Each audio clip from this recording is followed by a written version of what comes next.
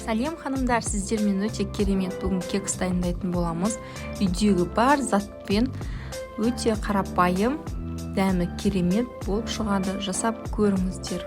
Міне, біздің кексіміз өте күшті, көтерілген. Қарасаңыздар, арасын барлығы тесік, яғни ауасымен қожымыз биік болып кексіміз көтерілген. Ол үшін бізге ашып кеткен айранға краситель қосып, қаласаңыз қосыңыз, қаламасаңыз қоспаңыз. Мен қызыл кішкене балаларға әдемірек болсын деп сары майымыз бен шекерімізді жақсылап араластырып аламыз. Миксердің қажеті жоқ.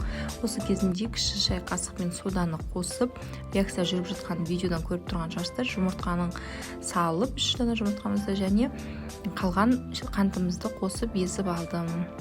Енді осы реакциямен болған айранымызды құямыз, көп қозғамаймыз. Осы кезінде ұнымызға бір ас қасық какао қосып аламыз. Бұл какао өте әдемі дәм береді. Менде малазиялық какао.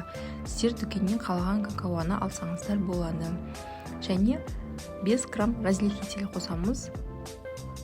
Осылай барлығын араластырып, ұнды алдын ала ситадан өткізіп алсаңыздар болады. Осылай жақсылап араластырамыз. Менің арнама тіркелуді ұмытпаңыздар, достарыңызбен бөлісіңіздер. Алда керемет чайный столдағы наборлар болады. Жасап көріңіздер. Бір жасағаннан керемет шығады.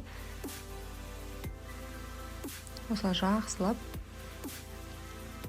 қозғап аласыз.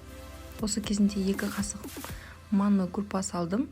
Өйткені бұл кекстарға өте керемет болып шығады. Қызып тұрған пеште 180-200 градуста 20 минутта піседі.